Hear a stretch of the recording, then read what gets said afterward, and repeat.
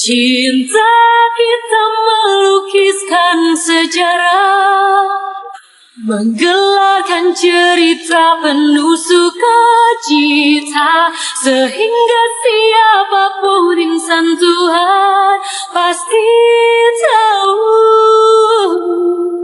cinta kita sejati. Assalamualaikum, ketemu lagi di channel Mas Roheri. Kali ini kita akan mengangkat tentang B.J. Habibie yang dijuluki Mr. Crack.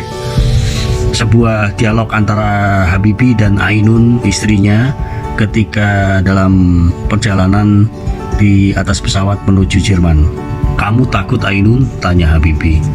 Ainun menatap mata Habibie lekat-lekat dan menggandeng lengannya lebih kuat lagi. "Tenang saja," kata Habibie.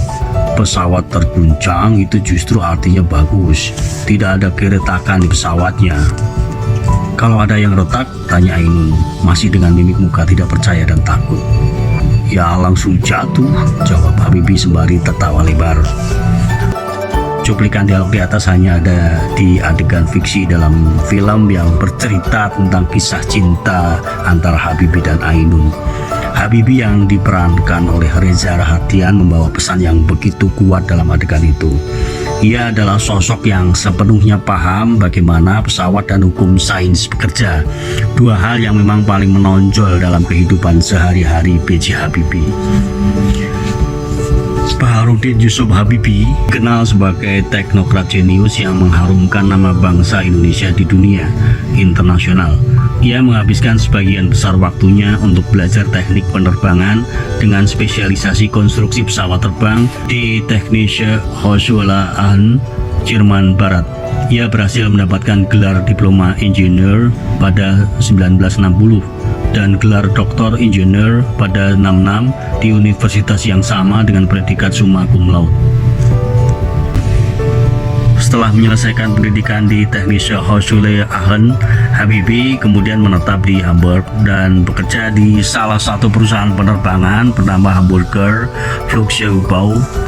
Ia turut merancang pesawat Fokker F-28 dan Dornier DO-31.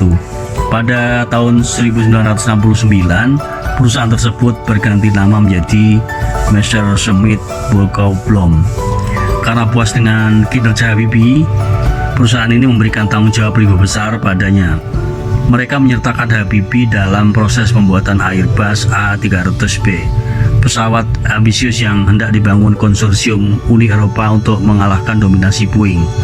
Disinilah intelektualitas dan pengalaman Habibie dalam dunia kedirgantaraan semakin matang dan terasah. Salah satunya melahirkan teori yang terkenal, Crack Propagation Theory. Setelah itu, Habibie kembali ke tanah air untuk mewujudkan mimpi besarnya, merintis industri kedirgantaraan Indonesia, membuat pesawat terbang sendiri.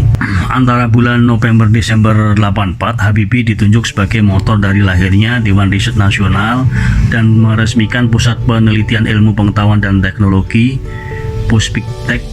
Dua badan ini kelak menjadi pencetus ide pembuatan pesawat pertama Indonesia. Lahirnya teori Habibie pada tahun 60-an, industri pesawat terbang dunia sedang memiliki permasalahan besar yang disebut fatigue penerbangan. Fatigue artinya kelelahan pada pesawat terbang. Biasanya terjadi pada bagian penghubung sayap dan bodi utama, atau pada penghubung sayap dan mesin.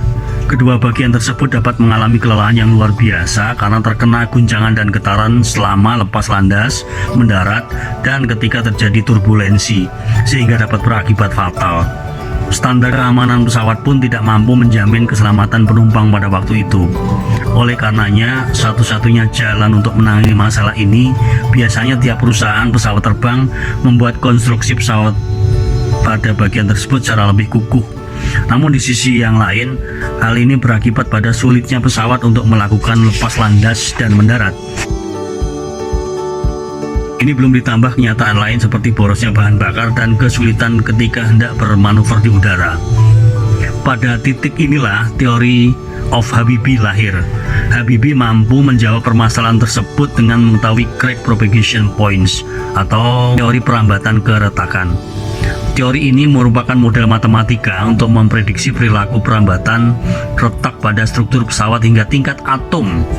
Dari situ dihitung secara terperinci dari mulai berat pesawat hingga pertimbangan bobot keamanannya, sehingga setiap pesawat diharapkan mampu dibuat dengan bobot yang lebih ringan tanpa mengabaikan faktor keamanan. Berkat teori ini, pada 92 Habibie diganjar penghargaan Von Karman Award, sebuah penghargaan bergengsi di bidang teknologi yang sama prestisiusnya dengan hadiah Nobel. Habibie juga tercatat memiliki 46 paten di bidang aeronautika di sejumlah perusahaan dan badan penerbangan raksasa dunia seperti Airbus, Boeing, NASA, dan perusahaan penerbangan terkemuka lainnya. Habibie, idola kita semua, mengembuskan napas terakhirnya pada 11 September 2019 di usianya yang ke-83 tahun. Meski pesawat N250 Gatot Kaca gagal diproduksi massal karena Indonesia tertimpa krisis moneter tahun 98, namun ia akan selalu dikenang sebagai bapak teknologi Indonesia.